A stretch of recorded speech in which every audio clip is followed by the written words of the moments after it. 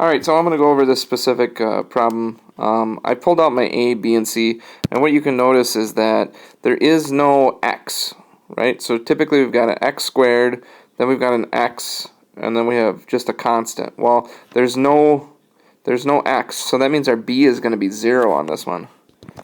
So now if we plug this into the quadratic, remember the quadratic formula is negative b plus or minus the square root of b squared minus 4ac whole thing over 2a.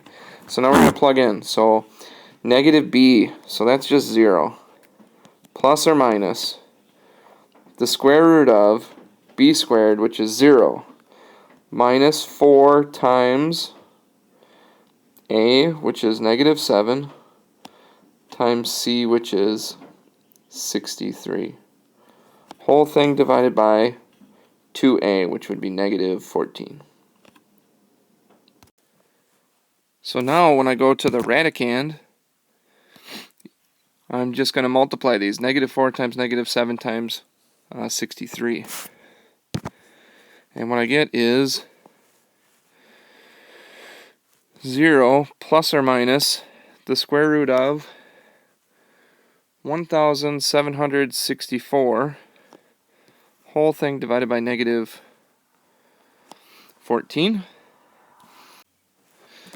And so now I'm going to rewrite this as 0 plus the square root of 1764, which is 42, divided by negative 14. And then I'm going to have 0 plus, or sorry, minus 42 divided by negative 14. So 42, positive 42, divided by negative 14 is going to give me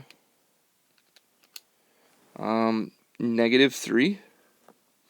And then 0 minus 42 would be negative 42, divided by negative 14 gives me positive 3. And that's how you do that one.